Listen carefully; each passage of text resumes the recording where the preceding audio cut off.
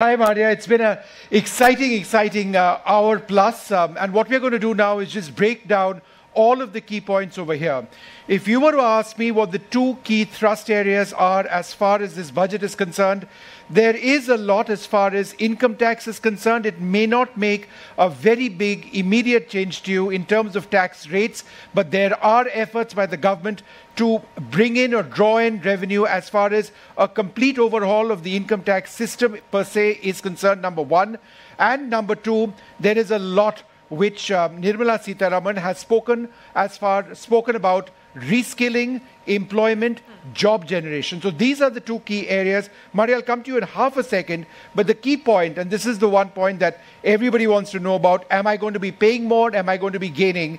The new tax regime, tax slabs have been changed. The income of 0 to 3 lakhs is to be taxed at 0%, 3 to 7 lakhs at 5%, 7 to 10 lakhs at 10%, 10 to 12 lakhs at 15%, 12 to 15 at 20, and above 15 lakhs at 30%. So, Rajat, no great changes Vivek, no great changes over there per se, but in terms of the tax element and what the finance minister was hoping for, what is the takeaway? No, so quickly stepping back, I think overall comment on the budget, it is very seldom. I think it's the first budget where I've seen where the economic survey and the budget have perfect harmony.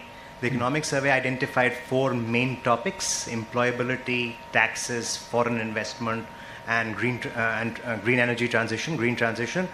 And I think the budget focuses on all 4 in a very big way. To your specific question, Vishnu, on taxes, I think indicating a 6-month period for a comprehensive overhaul of the entire Income Tax Act is huge. There has been work that has been done on this in the past, but in 6 months to rewrite the entire act for a nation like India is not easy. She promises a lot. We'll wait to see what happens there. Capital gains tax rationalization is also a big one. I don't know. Angel tax, that's the other one. Yeah, so angel tax going away for a set of investors is clearly welcome. It's been a long-standing demand of the industry, especially with the startup universe flowering in India. We have to see the fine print to see what category of investors that exemption applies to. But on the capital gains side, I don't know. From the speech, it does appear that the 10% rate has gone up to 12.5%. Will this impact foreign investors? This is for long-term financial assets. LTCG on financial and non-financial assets to be taxed at 12.5%. Capital gains taxation to be simplified. However, short-term gains on some financial assets to attract 20%. So that's a big increase, right? So the short-term gain is actually a decrease. Right. In terms of the long-term rate, currently for non-residents and for listed stocks, the rate applicable is 10%.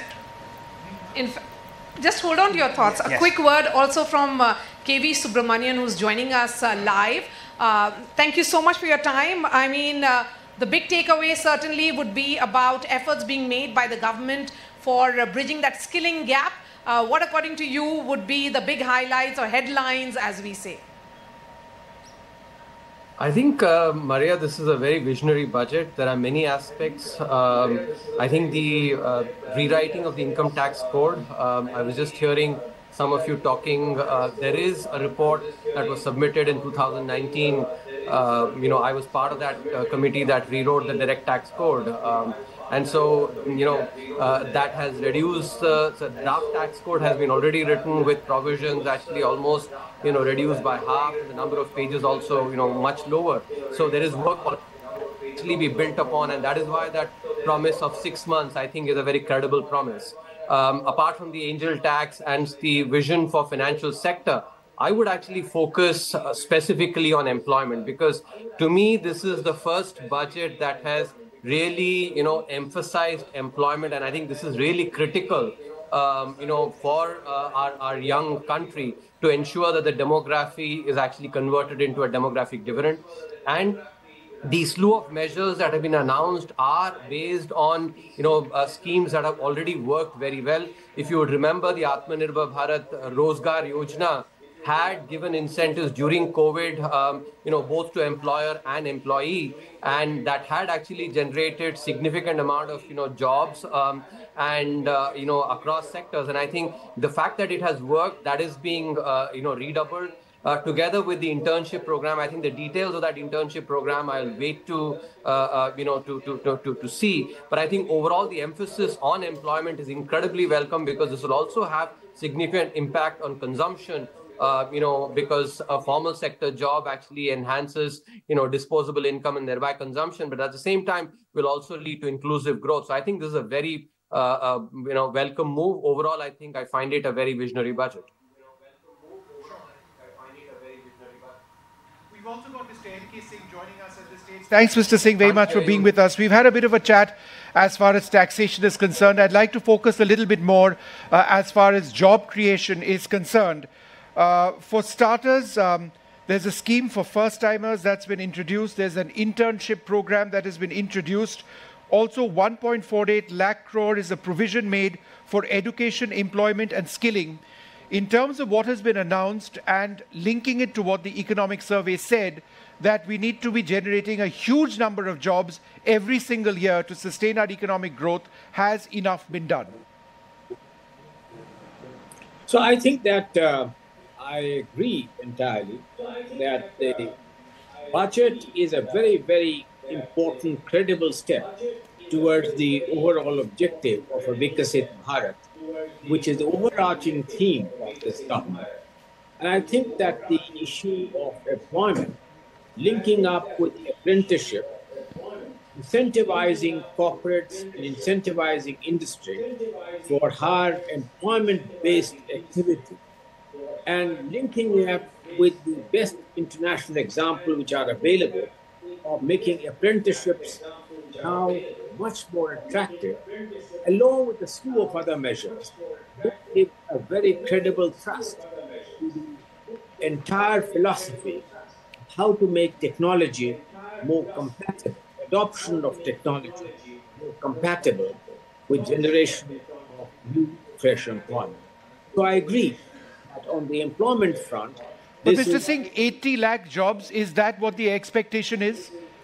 80 lakh jobs. Do you believe 80 lakh jobs can be generated on an annual basis? I think so, because please read this in the light of a whole host of other measures, Vishnu, like the measures which have been announced in terms of restructuring agriculture and the very credible steps on restructuring agriculture, in making it more credible and aligned with the expectations on sustainable agricultural practices, to align them with the other kinds of fillip which have been given for attracting direct foreign investment, with giving support to the manufacturing sector, along with very employment specific. If you add all this, I think that the numbers which are quoted are certainly attainable. And I think that, Vishnu, we must not lose sight of those. Nobody has spoken about it. All this is being achieved, continuing the path of macroeconomic stability and fiscal consolidation, which continues to be an important catalyst bringing about higher rates of sustainable economic growth. And KV Subramanian, if I were to come back to you, the emphasis again on MSMEs, that credit guarantees for MSMEs, build in-house capabilities for MSMEs, again the SMA account for MSME in stress. Do you think all this is going to ensure that job creation that that the government is aiming for? A roadmap of sorts has been put out. To the question that Vishnu asked Mr. N.K. Singh about the 80 lakh jobs that have been highlighted in the economic survey, I think it's important to put this in perspective. So I'll give you two facts to put this in perspective. Firstly, if we look at the CLEMS database, and the CLEMS database is an internationally recognized database, that is the database that the RBI report on employment has used, unlike the poor quality CMI database, which actually, is not reliable. If the CLEMS database, using that, the RBI has shown that 12.5 crore jobs have been created over the last 10 years from 2014 to 2023. And, even if you want to... एक economic hub के रूप में उभर के आएगा और बहुत बड़ा इंफ्रास्ट्रक्चर का काम अभी बिहार से लेकर के झारखंड, आंध्र प्रदेश और वेस्ट बंगाल, नॉर्थ ईस्ट का होने वाला है। और विशेष रूप से जो स्किलिंग के लिए और एम्प्लॉयमेंट जनरेशन के लिए जो अनाउंसमेंट हुआ है वो ऐतिहासिक है और जितने कार्यक्रम चलाने वाले हैं और युवाओं के लिए रोजगार इससे उत्पन्न होने वाला है, ये देश का आत्मनिर्भरता के लिए बहुत बड़ा योगदान होने वाले हैं। साथ साथ में महिलाओं को अलग से जो स्कीम सपोर्ट देने का जो प्रावधान रखा है ये बहुत ही सराहनीय है। और नॉर्थ ईस्ट में बैंकिंग को लेकर के, नॉर्थ ईस्ट में बैंकिंग का खास करके पहाड़ों में दूर दराज इलाकों में बैंकिंग सर्विसेज का थोड़ा सा कमी जो थे वो भी इस बजट में वित्त मंत्री जी ने जो अनाउंसमेंट किया है उससे नॉर्थ ईस्ट का फाइनेंशियल इंक्लूजन में बहुत जोरदार से मेन स्ट्रीमिंग होने वाले हैं। इसके अलावा 3 करोड़ आवास योजना गरीबों के लिए शहरों में और ग्रामीण इलाकों में घर बनाने वाला है, वो भी ऐतिहासिक है। और फिर मुझे लगता है कि प्रधानमंत्री जी का जो सपना है कि 2047 तक भारत को विकसित राष्ट्र बनाना है, इसका बहुत बड़ा शुरुआत आज के इस बजट में झलकता है। लेकिन सर ऑपोजिशन ये कह रहा है कि आपने अपने एली पार्टी को खुश करने के लिए क्या है, ऑपोजिशन ने अगर ऑपोजिशन पार्टी ने क्रिटिसाइज किया मतलब ये बहुत अच्छा बजट है, इसलिए वो निराश हो गई है क्योंकि अच्छा बजट है, देश के लिए अच्छा बजट आया है, इसी से ऑपोजिशन पार्टी चिंता में है। बजट में आप बताइए, एक सेक्टर बताइए जिसको आपने नजरअंदाज किया, कहीं ऐसा नजर नहीं आता है। हर एक सेक्टर के लिए इस बजट में प्रावधान रखा है। खास करके ये ग्रोथ ओरिएंटेड बजट है, सब लोगों के लिए एक ड्रीम बजट है। आप टैक्स देखिए ना, कितना छूट मिडिल क्लास के लिए, सैलरीड क्लास के लिए, पेंशनर्स के लिए जो छूट दिया है और कैंसर पेशेंट के लिए जो छूट दिया गया है दवाइयों के लिए, ऐसा बजट आज तक आपने कभी देखा नहीं होगा। सबसे ज्यादा बात बिहार और ये आंध्र प्रदेश को लेकर हो रही है। बिहार में भी राबड़ी देवी जी ने बोला कि झुंझुनू थमा दिया है, वहाँ पर स्थिति इतनी खराब है, मर्डर हो रहा है, ये हो रहा है। आप लोग जानबूझ के बिहार में जो नेपाल से फ्लड आते हैं उसको सिर्फ बिहार का प्रॉब्लम मत देखिए। बिहार में नेपाल से जो फ्लड्स आते हैं बरसात के समय में तबाही मचते हैं, ये देश का समस्या है। इसको सिर्फ बिहार का समस्या क्यों बोलते हैं विपक्ष के लोग? रिएक्शन ये बिहार चाहिए या किसान की आय बढ़नी चाहिए, किसान के साथ संकट पैदा किया इन्होंने। बेरोजगारी इन्होंने बढ़ाई है, 10 साल में जो इतनी बेरोजगारी बढ़ गई उसको कैसे कम करें, और वो भी आधी अधूरी नौकरी से। आप 2 साल की, 1 साल की या कुछ ट्रेनिंग करा करके नौकरी या रोजगार का सपना दिखा रहे हैं। देश का नौजवान अपना भविष्य बनाने के लिए पक्की नौकरी चाहता है, और फिर जो आधी अधूरी नौकरी है, क्या उसमें आरक्षण होगा?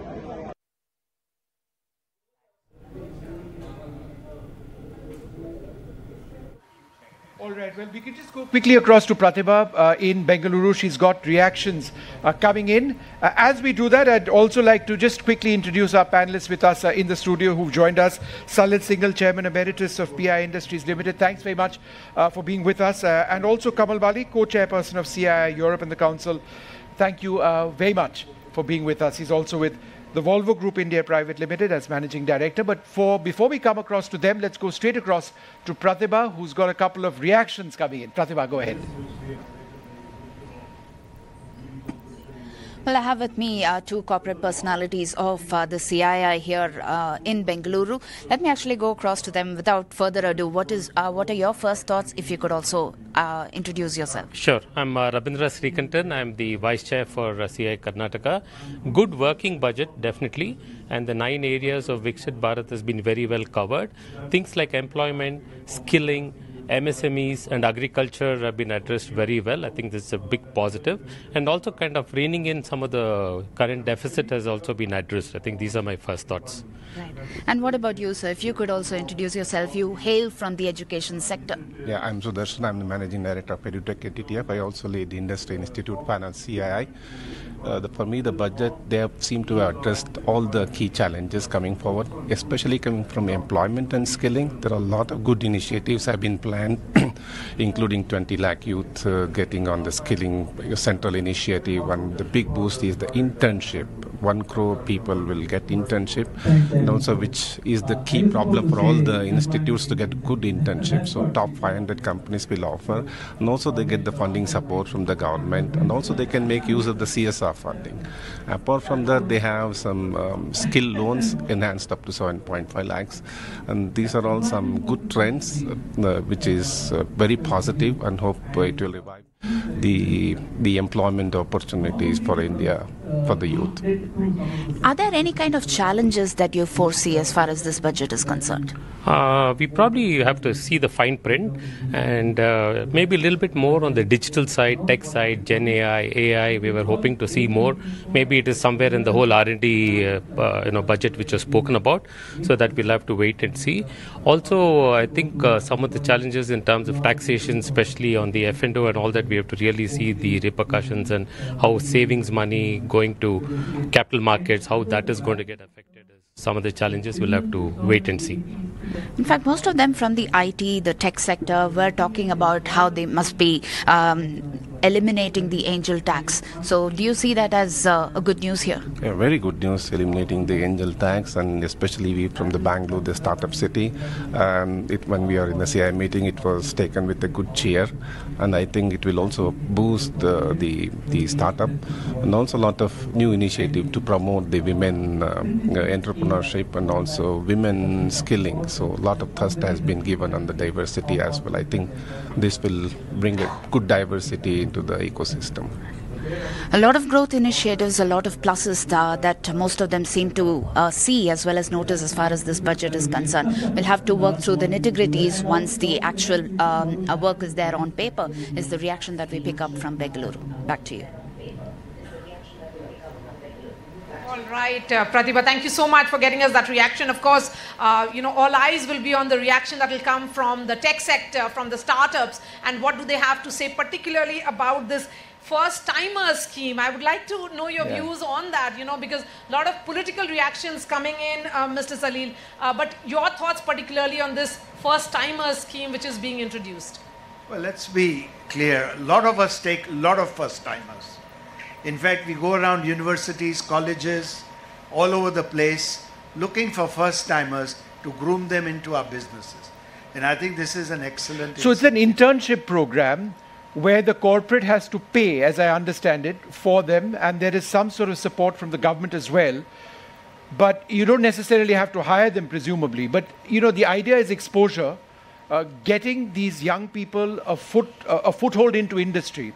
So as a measure, when we're talking about skilling and reskilling, is this not a really important first step? It is, and in fact, there is a very interesting part that this can be part of the CSR activity. Right, yes. So I think it's a great balancing and definitely a great incentive. I mean, it's not a big incentive, but it is a direction to take. And I think it's a great job. The government's own estimate is that it will benefit 2.1 crore youth to begin with. Estimates are estimates, but time will tell. But surely, I can tell you as industry, by and large, all of us are seriously concerned about the challenges of employment in our country, because that can lead to a lot of social unrest. And unless we can make that as an important part, and there are challenges within the industry in terms of automation, in terms of scaling up operations, where generally labor-intensive jobs do tend to get mechanized. Yeah. So there is a, as I say, like in the financial world, they talk of the twin balance sheet problem. We have a twin employment problem. But having said that, it's very heartening to see the number of institutions which are now coaching youngsters, and a lot of things are happening. Many of us in the industry, let's go back historically. When the IT industry came through Infosys, what did they do? Their biggest challenge was people. But they invested in people, their training, and today the jobs are for the asking. I just want to quickly go through the 4 main points of what we are talking about, because I've got it listed. So internship in 500 top companies will be encouraged under this particular scheme, number one. Number two, 1 crore young people, youth, to benefit from this particular scheme. the internship allowance of 5,000 rupees will be allotted and a one-time assistance of 6,000 to be provided under the internship scheme. So I presume that 6,000 comes from the government. Yes. Right? So that's a cash incentive which goes to the corporate, or does it go to the first timer looking to get a foothold? Good question. You'll have to read the budget. So no, because otherwise it's a direct subsidy to the company to hire these people. So that needs to be looked at. Companies to bear the training costs from their CSR funds under the government's internship scheme. My understanding was that for employment where the salary is less than 1 lakh rupees, it comes out of the subsidy, out of the EPFO contribution that would have been made by the employer. Right. So the government will probably use the corpus of the EPFO. So you get a rebate on your so EPF. That's what it appeared to be. DBT to employees up to 15,000 will be done, and this will be applicable to those getting salary up to 1 lakh, as you pointed out. So in some sense, it's a replacement of the apprenticeship act. Yes. With a subsidy and help from the But it's more formalization of... Absolutely.